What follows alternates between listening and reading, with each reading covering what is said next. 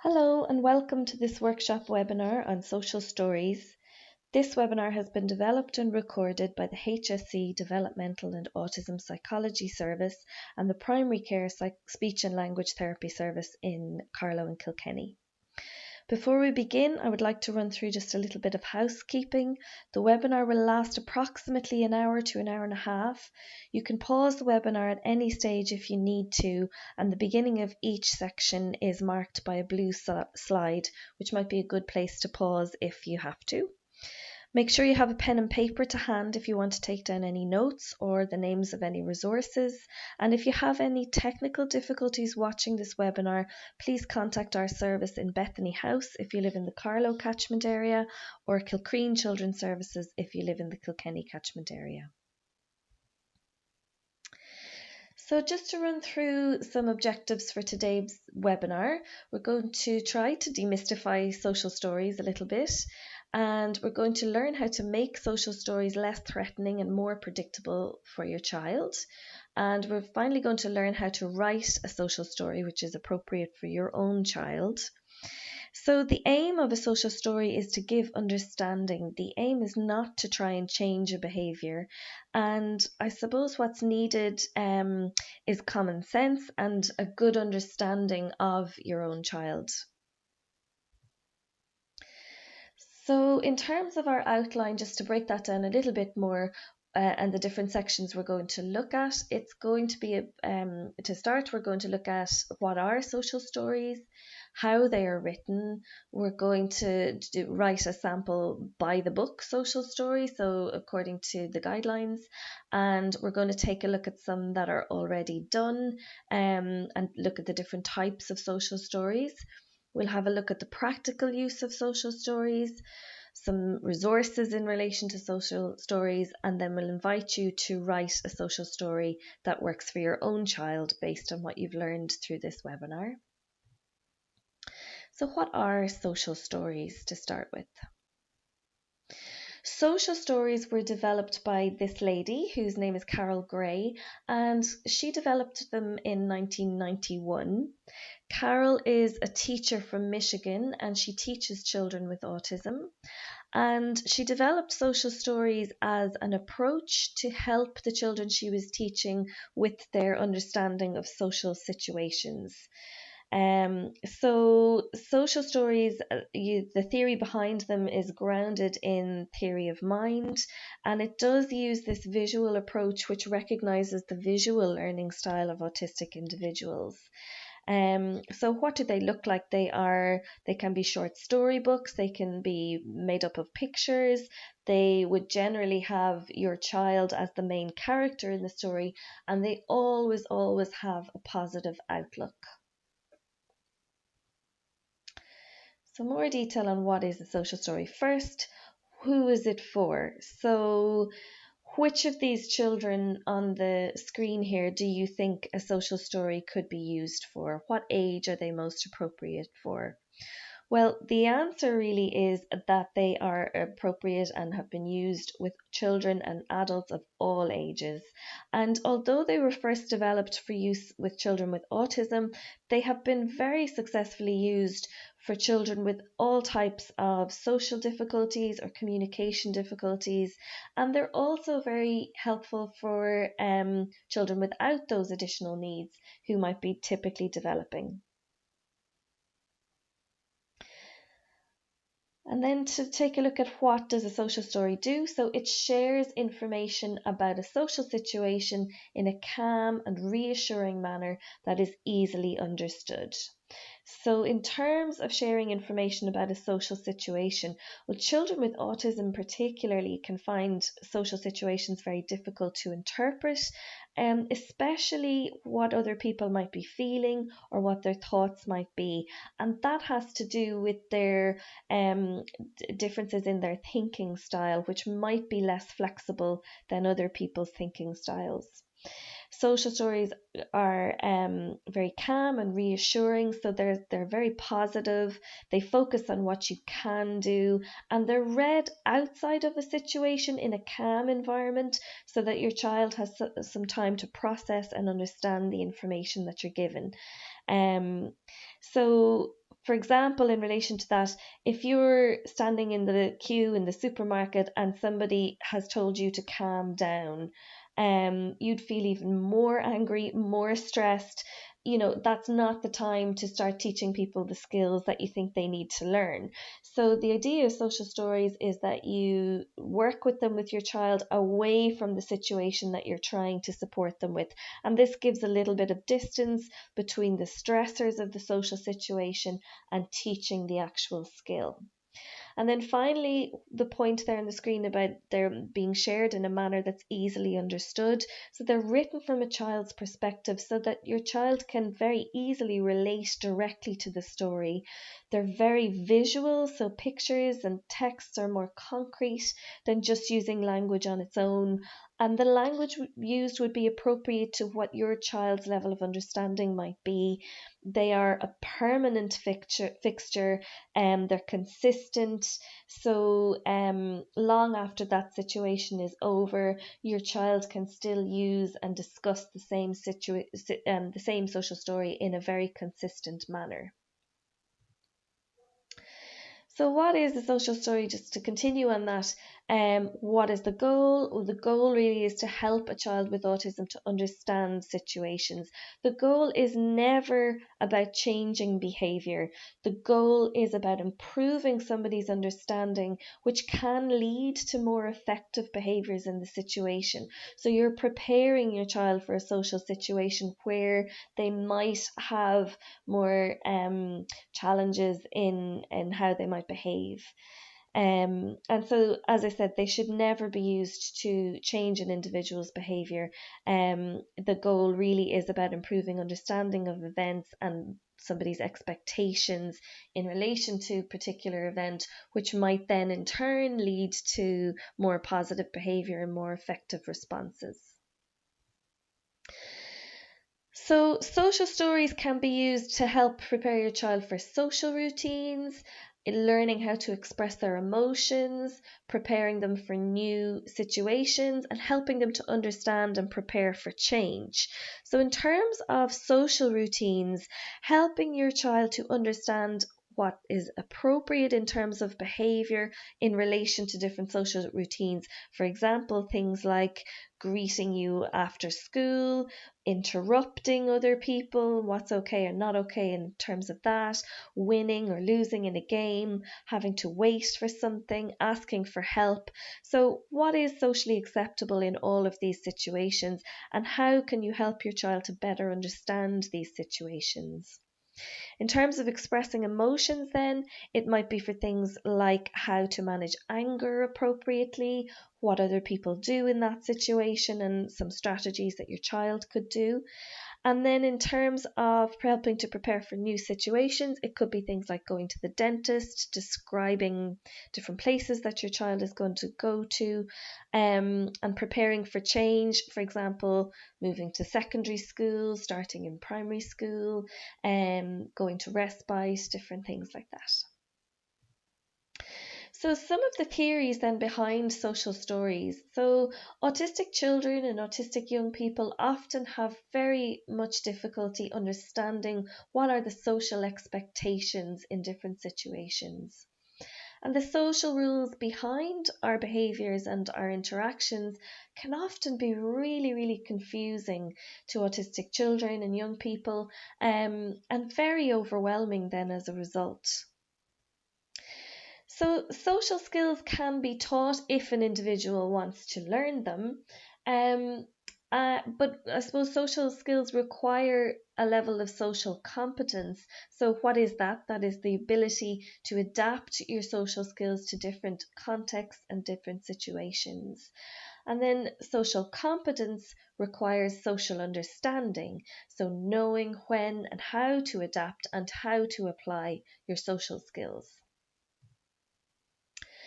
So, what is social understanding? Well, Carol Gray talks about social understanding as an understanding of the underlying hidden messages that underpin social interaction, and it's seen as a sort of a hidden code. So really social understanding depends on you having an understanding of the explicit and the implicit social rules that govern our everyday social encounters. So you need to be able to make decisions about the social skills you have in terms of when and where to use them. So what might be appropriate with your family at home might not be appropriate with your teacher at school. So, theory of mind we've mentioned already as something that underpins social stories. So, what is theory of mind? Well, it is essential. It's a key factor to aid social understanding and, in turn, social competence. So, it is the ability to infer other people's mental states. So, to imagine and to know what other people might be thinking or what their thoughts might be, what their beliefs might be, their desires, their intentions.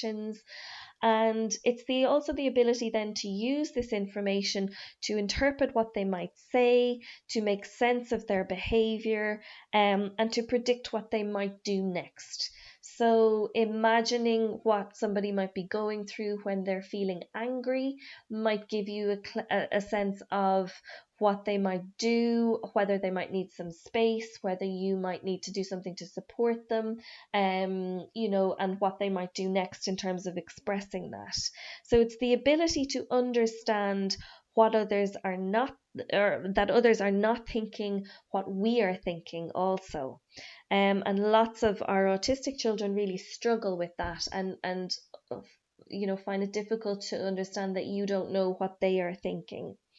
And that ability to know that others don't know what you're thinking enables you to understand another person's point of view, and gives you a sense of being able to empathize with others.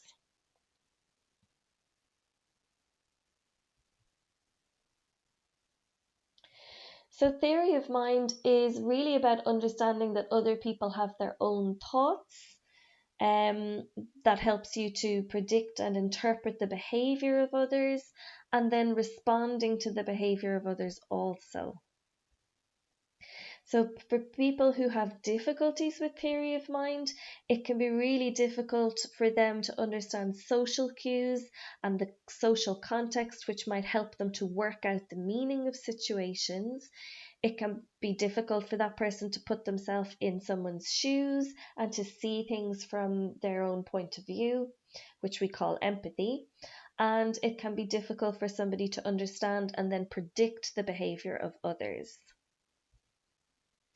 So, what do we know about the development of theory of mind? Well, when somebody reaches the age of 3 to 4 years old, there is research that has shown that a child's theory of mind at this stage is developing, and quite developed at this stage. So a child of 3 to 4 years age is usually already capable of an element of mind reading, in terms of being able to predict what other people are thinking or saying, and or feeling, and might be aware also of such factors such as false beliefs or other people's emotions, pretense, and the idea of white lies.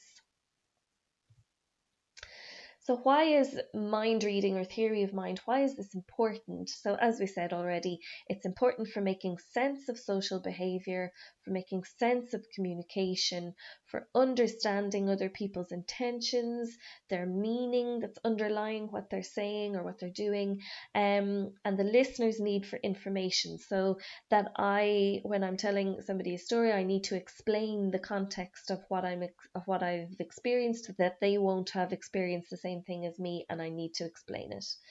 It's also helpful in understanding another person's point of view, and it helps us to have empathy, and also in terms of self-reflection. So, what does the research say about this? So, the research into social stories is ongoing, and we need more of it. There are a small number of high quality research articles or evidence.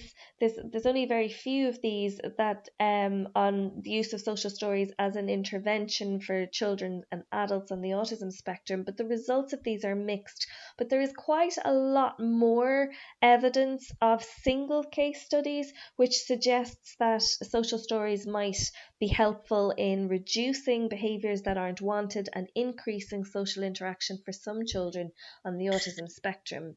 So overall, what the research is saying so far, and obviously we need more of this, is that social stories can be really effective in improving behaviours, adaptive behaviours, and more pro-social or positive behaviours. And I suppose the important thing to know also is that ideally children need to be at the stage of communicating in sentences that connect different ideas to each other.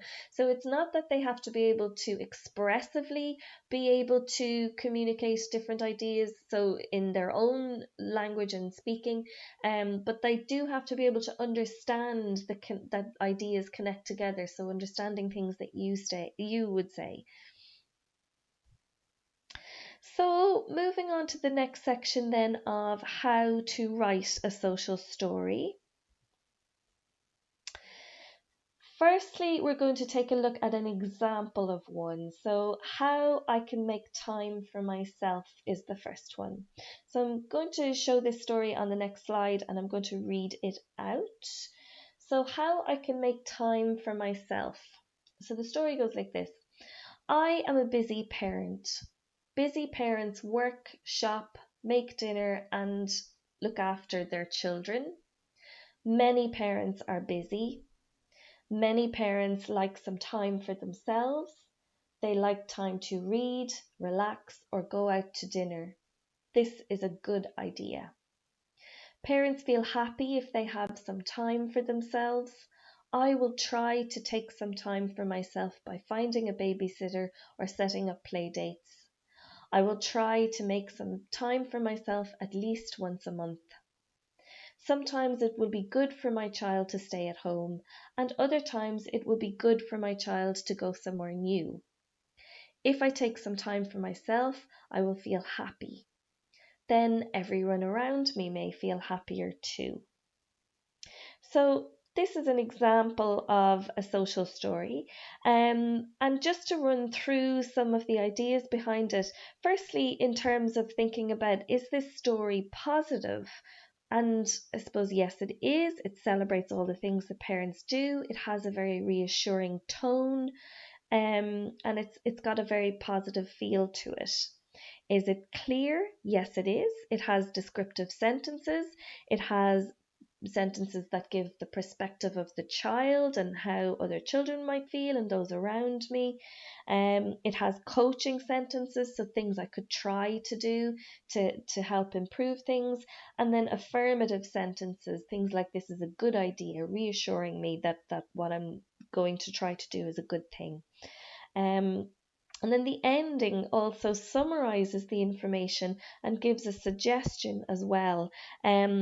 Pictures that are included here, they're okay. It would be better if we had real photographs. If this was a real story about me or my family or you or your family, it would be better to include pictures of you and your own family or whoever this story is about.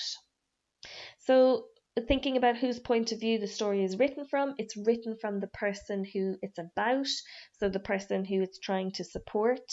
And in thinking about whether there was suggestions in what you could do and why, well, yes, there was. I will try to take some time for myself by finding a babysitter or setting up play dates, and that is important to include those to give an idea of what you could try to do. So thinking about the length as well, it's probably a good length. It's 16 sentences, I think, and it's not too long, it's not too short, but it's important to tailor that to your own child's needs. So some children, that will be too long for them, others would, that would be absolutely fine. And then the title, just thinking about the title as well. It's always good to have a title on your story that asks a question that the story then answers. So it reflects what the story will explain and it's positively stated as well. So preparation is key in terms of writing a social story, and the old saying that goes, failing to prepare means you're preparing to fail. So really important and vital if you want your story to be successful as well. So, what are the key factors here? So, firstly, it's really important to observe the situation that you're trying to work on. So, really important to spend that time doing this, gather the information about why your child might be struggling in this situation, and if you're hoping that a behavior will change, to think about the reasons behind the behavior before you embark on writing a story to support it. So the second guideline in terms of preparing is to talk to others who interact with your child. And then also to talk to your child and to consider things from their perspective. So focus on something that is good for them. And the focus is not thinking about how to please others with their behaviors, although you might offer some perspective on that, but the focus really is about why it's good for your child and what they might gain from doing or saying a particular thing. And then the natural consequence of that is that it would be a positive experience for all, but the teaching should still be around why it is good for your child particularly.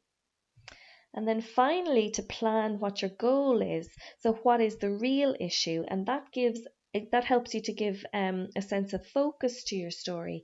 So remember, the goal is all about helping your child to understand something or something about a situation. So, for example, it might be about explaining why a social event happens, giving them ideas of what they can do, all of that. So really remember that's key. So, the process of gathering information, how do you do that?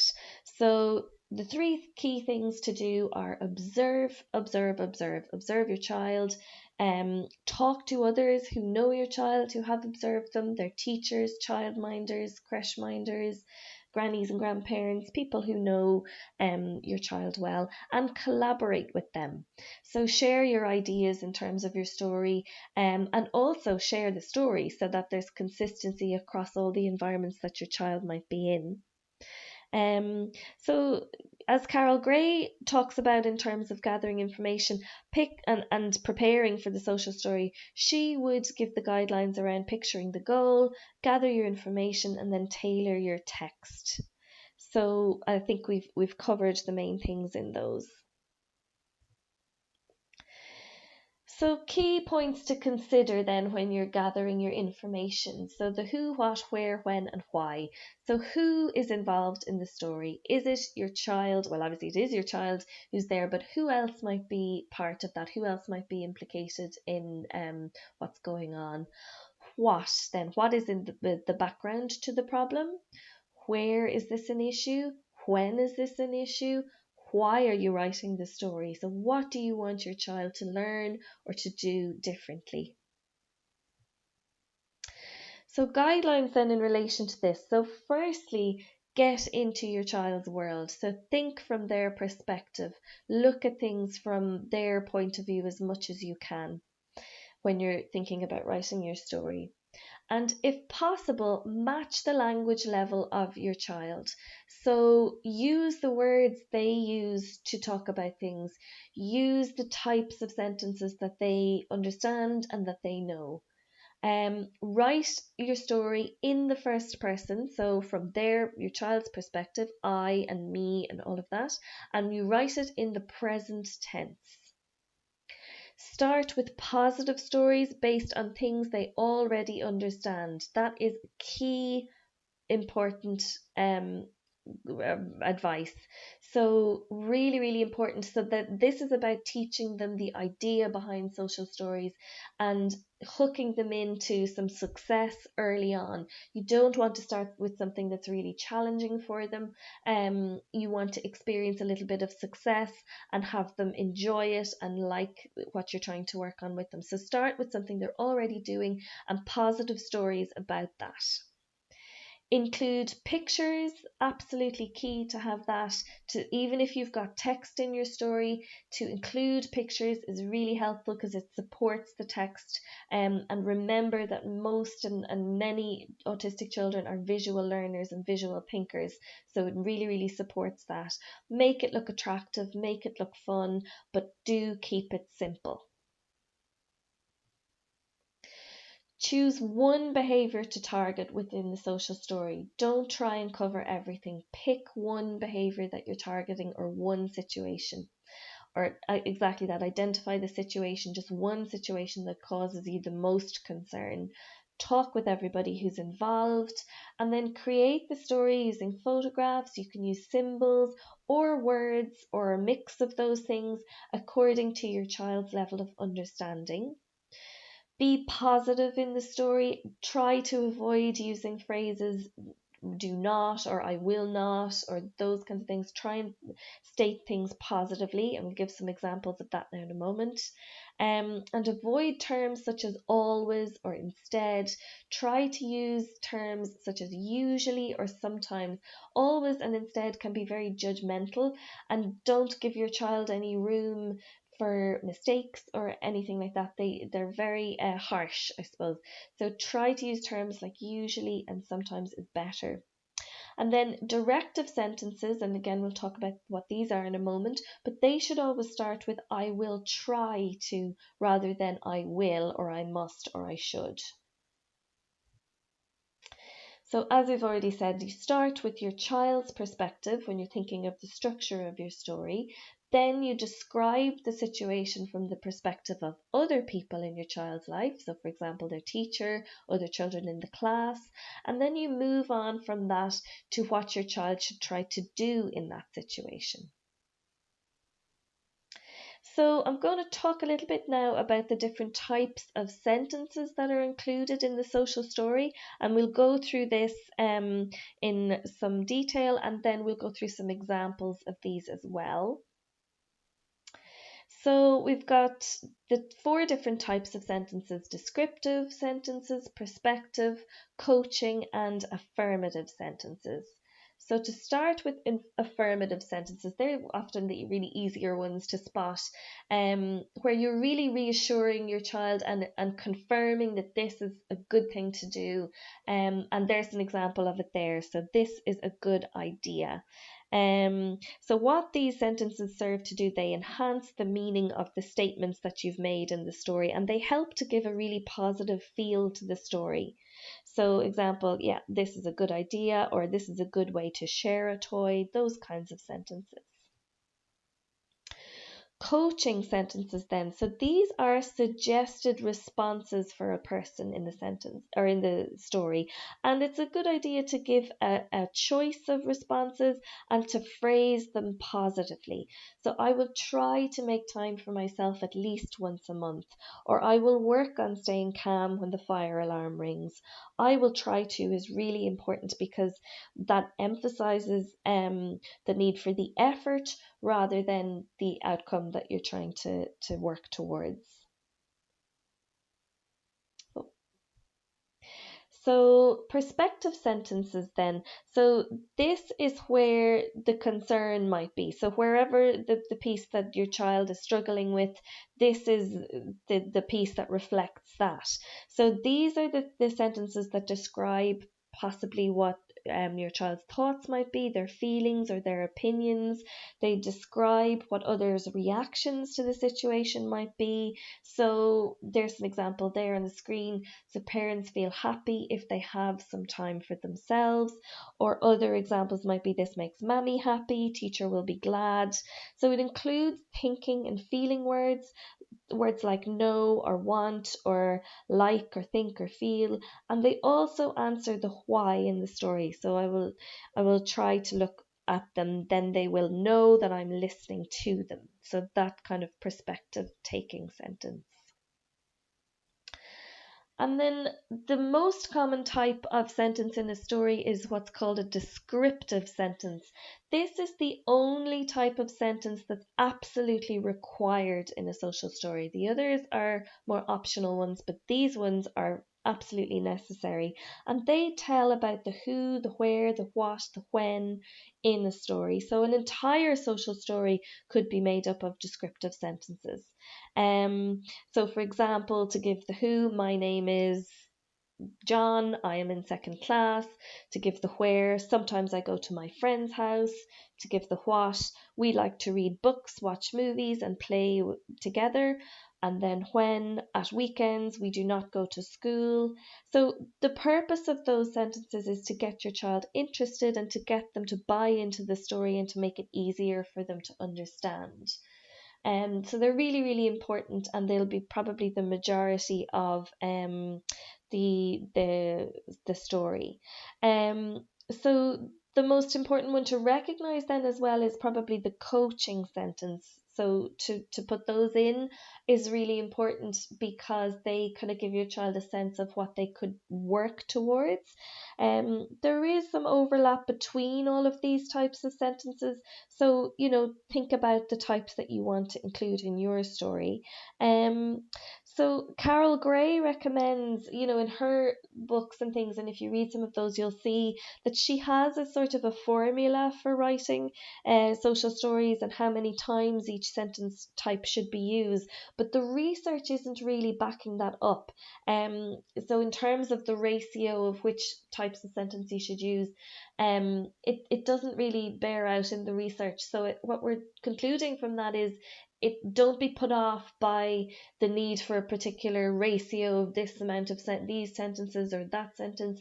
It's more important that you get into the flow of using the social story, and it actually doesn't really matter so much about what the balance of the different types of sentences might be.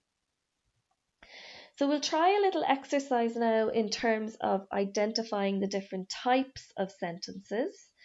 So to start with, firstly, and I'll just pause after each of these to give you a chance to have a think yourself about what you feel the different type of sentence might be. And there's a little reminder here up in the top right of the screen as to what the types are: descriptive, perspective, coaching, and affirmative. So the first type is many people like to watch TV. So what do you think that could be? Have a moment to think about that. Many people like to watch TV. So this is a little bit of a tricky one to start with. So this is technically is a descriptive sentence, but it could also come under the perspective category because of the word like that's in there. Okay? This is okay. So take a moment to think about what you think that sentence is. This is okay. So this is an affirmative sentence. So it's reassuring somebody this is okay to do. I will try to take turns. I will try to take turns. What do you think that could be? So this one is a coaching sentence. I will try to do something. It's coaching somebody. My teacher will help me. My teacher will help me. So this is a descriptive sentence.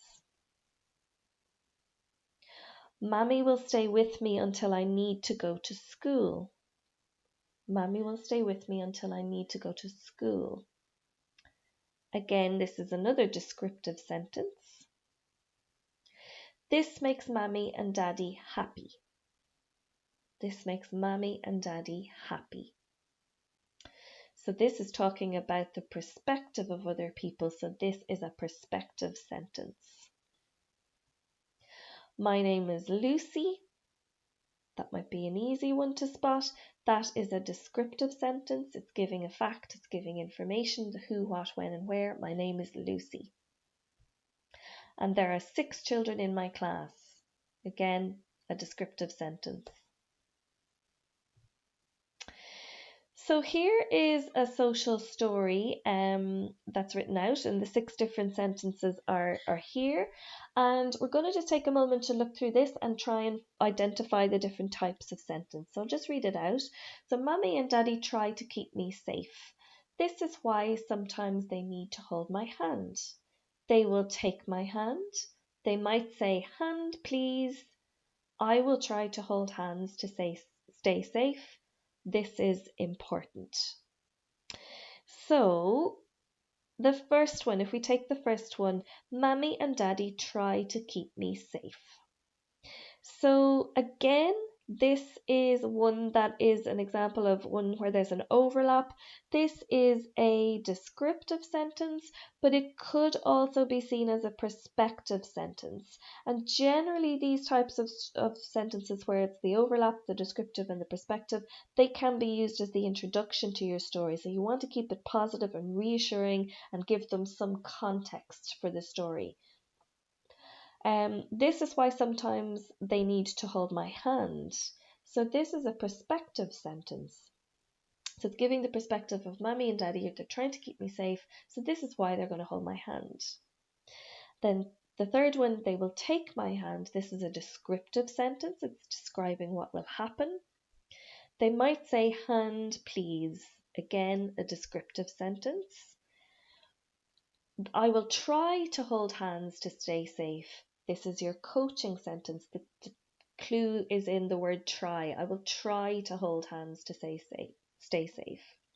And lastly, this is important. Here's your reassurance, your affirmative sentence. This is important. So taking a look at some of the guidelines then in more detail when you're writing your story. We'll go through each of these one by one. So be positive in your story. Keep the overall tone of the story positive. Be careful using vocabulary with a judgmental tone. You don't want to be using should or shouldn't, or you're supposed to, you must, you ought to know better, it's really bad, it's naughty, it's bold, or it's inappropriate to. Be very aware of that. We don't want those words in the story. Secondly, use I or use your child's name. So write the story from your child's perspective. This makes it much easier for your child to understand. If you use you, you're risking sounding judgmental in the story. But there is one time where you won't use I because you want to be positive, and that's more in reference to any undesirable behavior. So in those instances, you might use the third person. So instead of saying something like "I often interrupt," you might say "Many children make mistakes with interrupting." So it's better to use I for how your child feels, but not in terms of behavior. So for example, I get mad versus I hit out. So a really good idea to use photos and pictures in your story. We've talked about this already. And try to use pictures of the real situation as opposed to symbols or pictures off the internet if you can. Google Images is helpful, and you can tailor it to things, if there are particular brands that your child likes, and you're looking for a picture of that. So for example, if it's McDonald's or something like that, so you can use Google Images for that. So try and use pictures of the real situation or the real photos of your child as opposed to a symbol of a child or a boy or a girl or something like that. Think about your title. So as I said already, use a title that the story will answer and keep it as positive as you possibly can. Use 1 to 2 coaching sentences. You don't want to have a list of rules in your social story. And you can do that separately using visual schedules or sequences or things like that.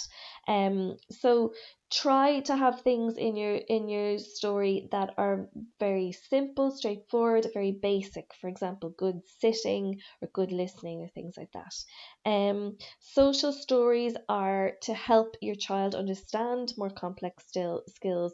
It's not to give them lists of rules or regulations or things like that.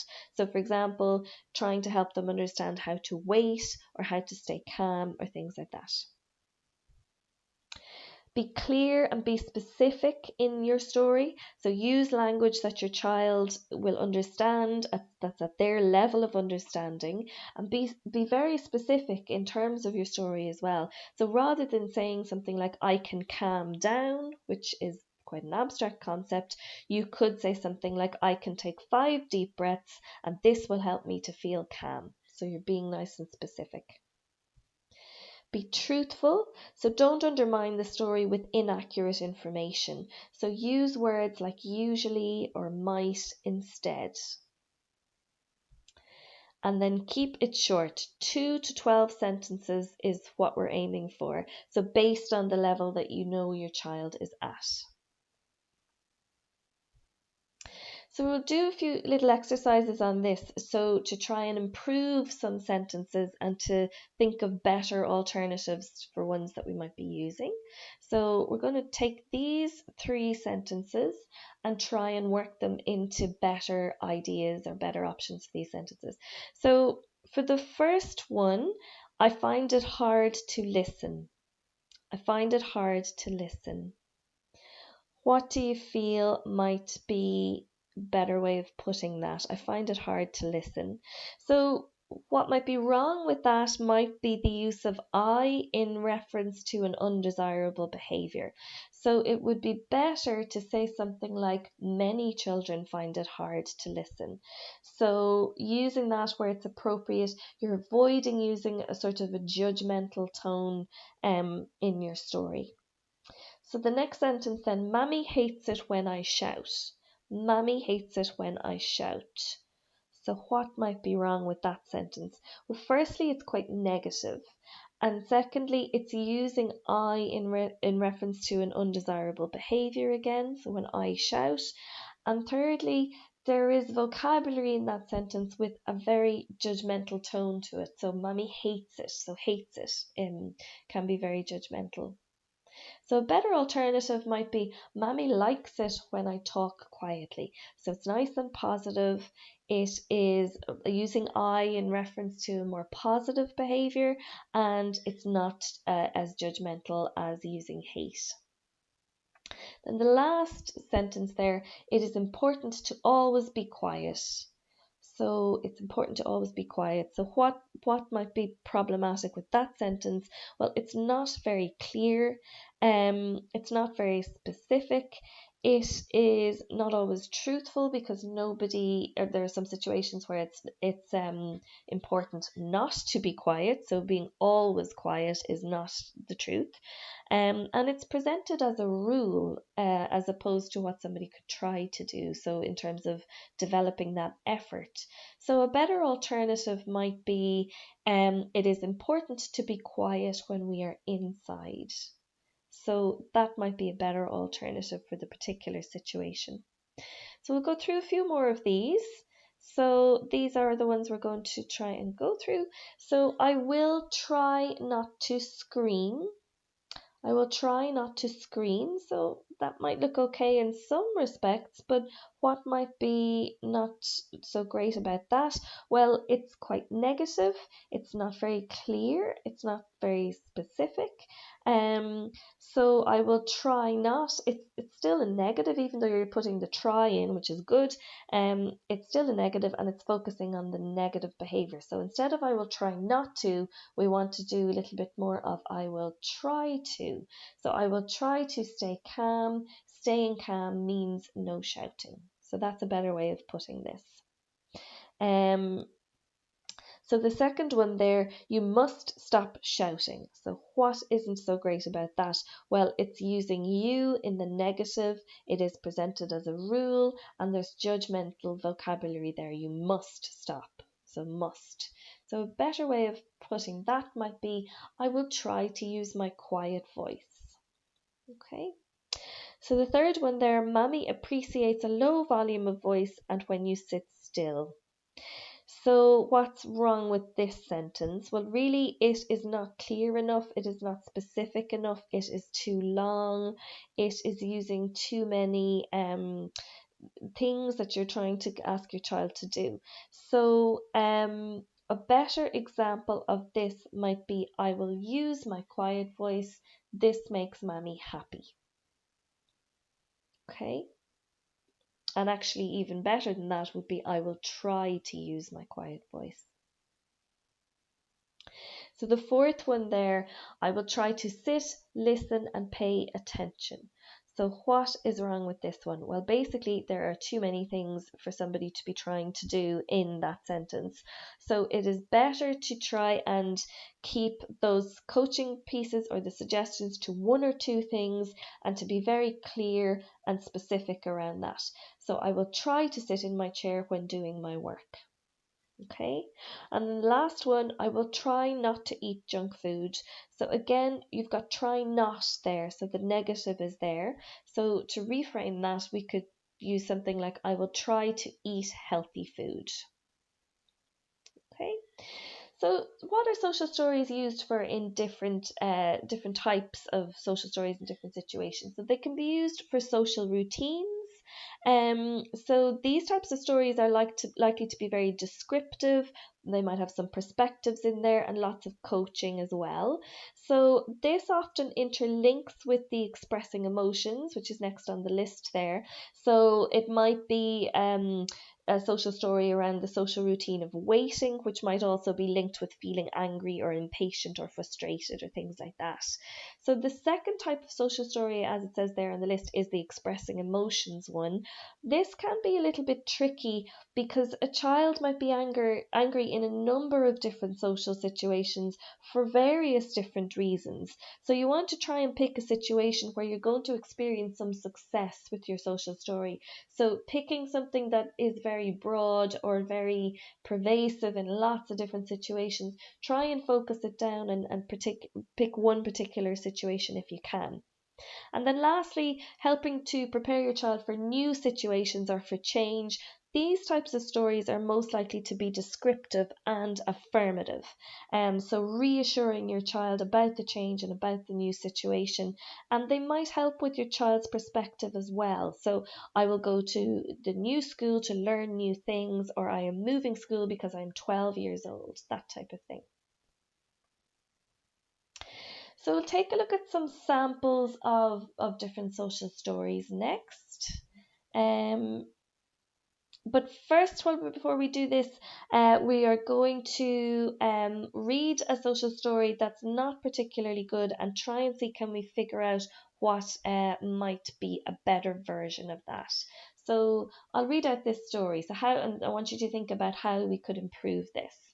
So my name is David. Sometimes I feel angry. When I feel angry, I shout. You should not shout. This makes Mammy and Daddy feel sad. When I am angry, I will try not to shout. So hopefully at this point you can spot quite a few things that maybe aren't so great about this story. But just to go through it, so firstly, what might be helpful in terms of, the first sentence is fine, my name is David, but the second part, sometimes I feel angry, you're putting the I with a negative behavior there. So a perspective statement might be better there. So most people get angry sometimes. So that would be, I suppose, a better way of putting that. And then the next part, in terms of when I feel angry, I shout. You should not shout. Again, it's, there's judgmental tone in that in terms of saying you should not shout. You're attaching the I to the anger and I shout and things like that.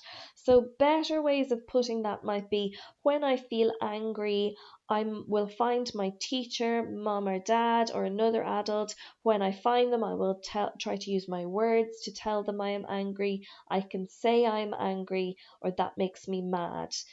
So adding in those coaching statements would be much better ways of putting it. And then also adding in some affirmation. So it is okay to use words when I feel angry. So you're telling your child what's okay in that situation. And then putting in some more coaching might be helpful as well. So mom and dad will talk to me about what happened and about how I feel. Whenever I am calm, whenever I am angry, I can try to find somebody to talk to about how I feel. So those things are better ways of putting things. When I am angry, I will try not to shout. The very last sentence there, again, you're stating that, putting in the not there, it's not a good way to have your sentences. It's better to have it, I will try to talk to mom and dad, or talk, or to calm, or to take a deep breath, or whatever it is you want them to do when they are angry, not what you don't want them to do. So again, we're going to, when thinking about what is wrong with particular stories, we want to think about those guidelines that we went through. So be positive, use I or the child's name, use photos or pictures, think about the title, 1 to 2 coaching sentences, be really clear and specific, be truthful, and keep it short. Okay, so think about and remember those guidelines when we're looking at this social story. I'm going to ask you in a moment to pause this webinar and to take a few minutes to write a social story based on this scenario. So a sample social story exercise. So here's our situation. John, aged 9, attends a special school. It is December. There are lots of ads on TV for presents. He is upset because he wants a present every day. He asks for a new toy every day. When he does not get one, he screams and cries. So your task now is to finish the social story for John. So it starts with, my name is John. I am in 4th class. So I'm going to put the guidelines back up on the screen. And I'd like you to pause the webinar now for a few moments and have a go at writing this story.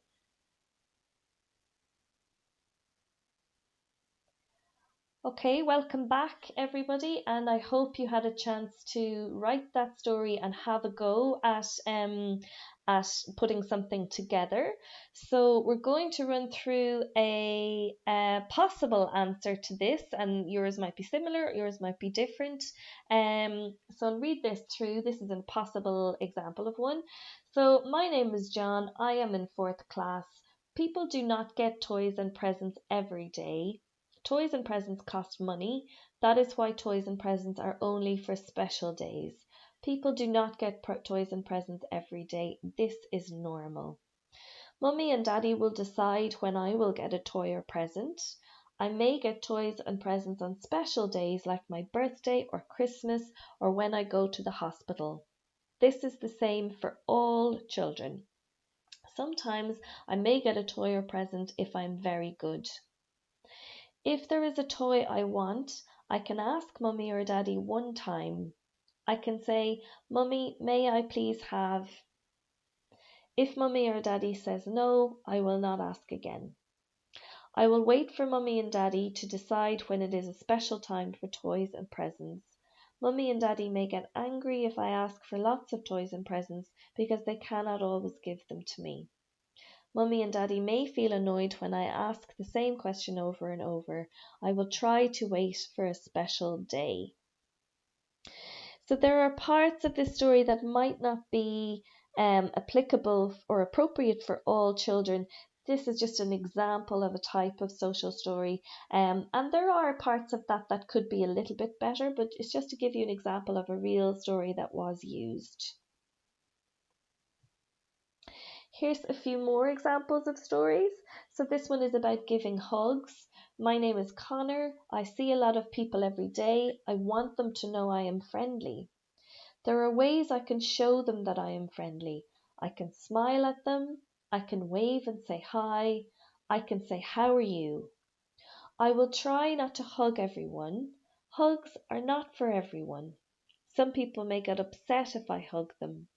I can hug Mummy and Daddy or other people in my family. If I want to hug someone, I will remember to ask first, can I have a hug? Here's another one about going to respite. I live at my house, but sometimes I may go to a place called Liffey Vale. I will get to do a lot of fun things at Liffey Vale. At Liffey Vale, the people are very nice. They have toys, games and videos. There may be other kids to play with me. Sometimes we may go to a fun place like swimming or bowling. My mammy will tell me when I am going to Liffey Vale. She will tell me how long I am going to stay there. I may stay at Liffey Vale for a couple of hours. I may stay for one night, or I may get to stay for more than one night. I will even have my very own bedroom at Liffey Vale.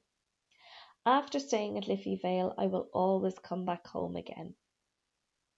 Okay. So, practical use of social stories and how we go about implementing them is the next section. So, firstly, after you've written your social story, when you're going to introduce it, it's a really good idea to choose a quiet place and present the story in a format of your child's choice.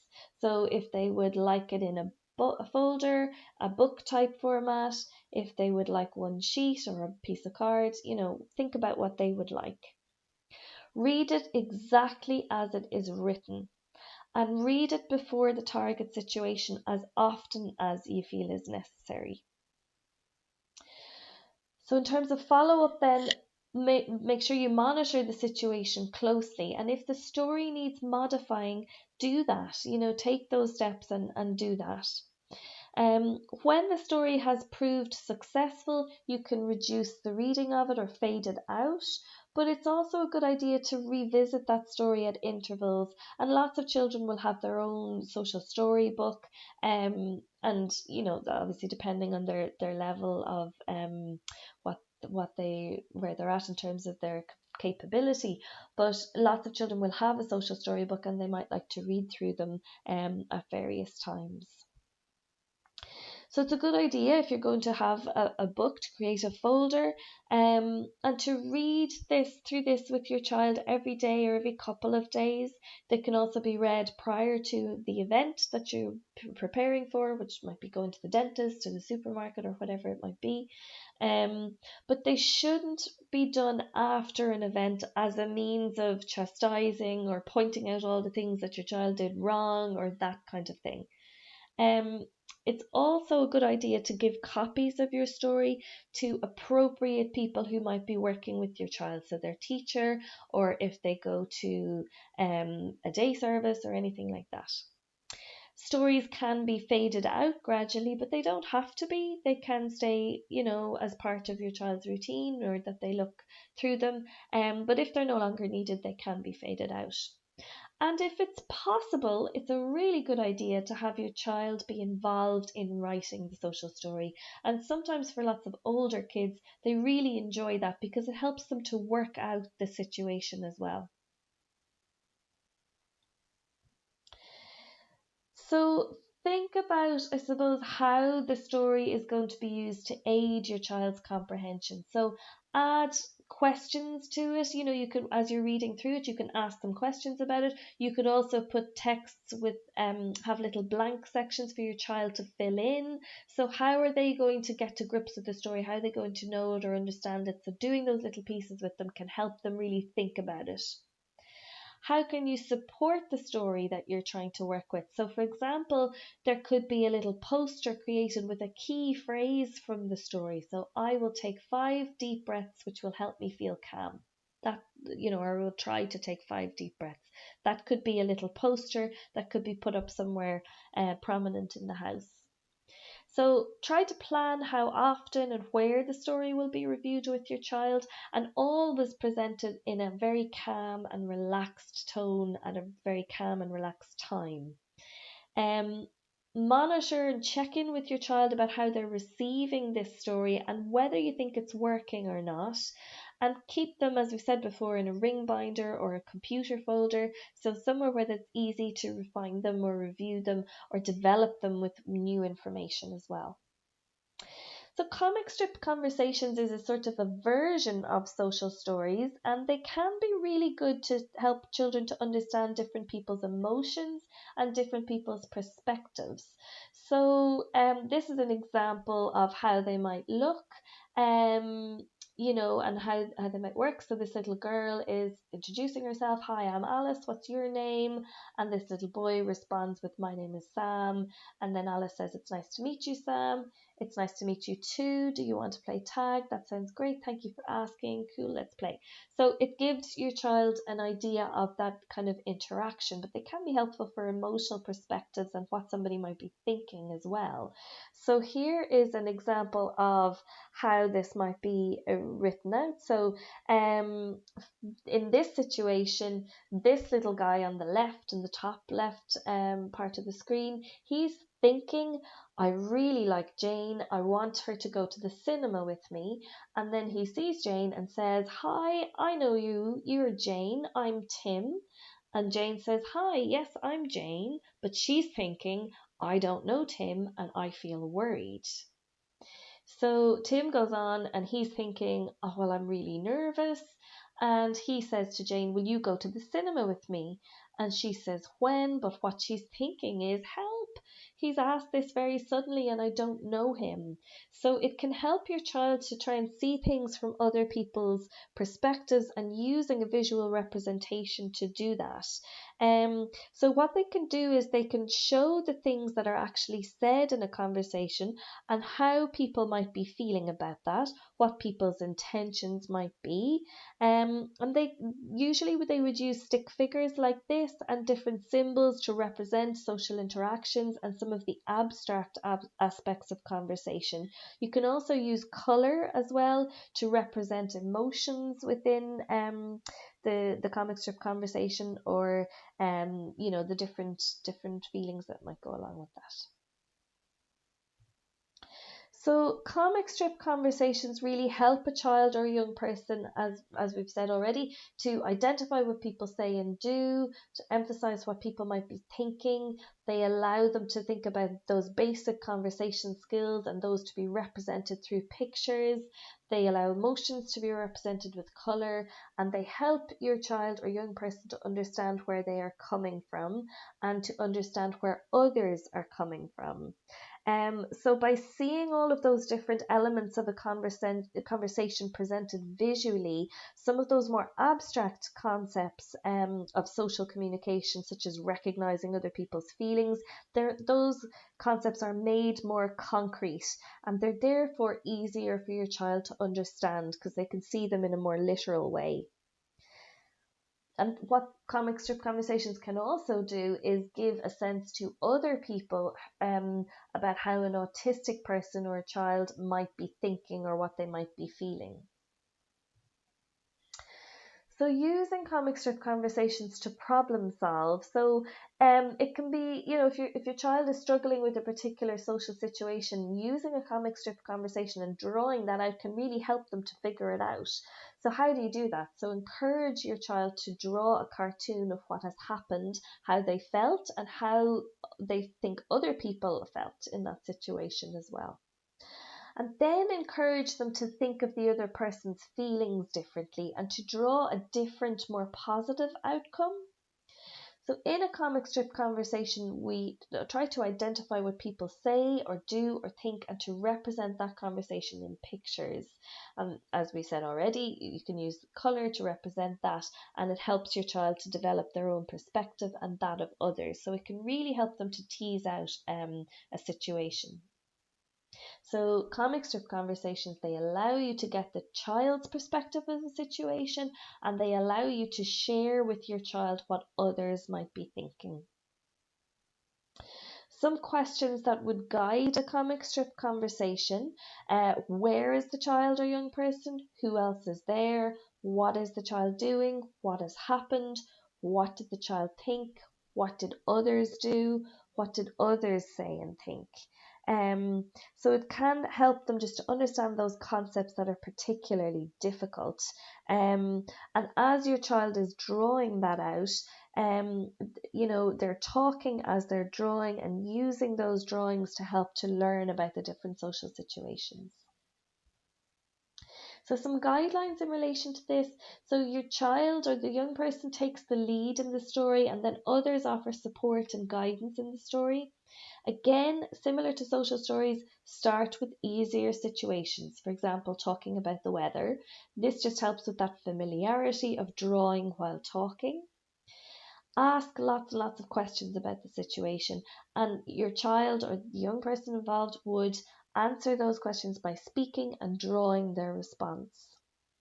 Summarize the situation you've discussed using the drawings as a guide. And then think about how the issues or concerns that have been identified can be addressed. Develop an action plan for similar situations. And then complex situations, you can use comic strip boxes, or you could number the sequence of drawings, and you could really add to the ones that you have and build on them. So in terms of the colour piece, which we talked about already, using the colour to visually define what the feelings are and what the intentions are of the speaker, and that's the idea behind it. So Carol Gray has suggested a colour code in relation to this. So green would be used for good ideas, for happy and friendly feelings. Red is for bad ideas, for teasing, for angry feelings. Brown is comfortable and cozy. Purple is that sense of pride. Yellow might be for fear of being frightened. Black is for facts and for things that we know. Orange is for questions. And then you might have a combination of colours where somebody is expressing confusion. So lastly, in this webinar, we'll take a look at some resources and some sources of further information. So there's a lots and lots of websites online that you can take a look at with examples of social stories, bucket loads of them there that you can take a look at. But sometimes it is less effort to actually write the social story yourself. And the reason for this is it can be hard to find a social story that is absolutely fits every aspect of what's going on for your child. So you will always probably have to adapt it or tailor it a little bit. So sometimes it's just easier to write your own. And also if you write your own, it's just going to be more applicable to your child from the outset. So it's probably a good idea to take a look at some examples, but then think about, writing your own to tailor that exactly to your child's needs. These are some lovely books that are examples of, preparing your child for a new situation. They're called the Off We Go books. And there are two different sets. These are Irish ones. They're Irish produced as well. So there are two different sets. So set A covers the going to the supermarket, the dentist, the doctor, the hairdresser, the restaurant, and going swimming. And set B covers going to a birthday party, buying clothes, buying shoes, going to the cinema, the optician, and going on a plane.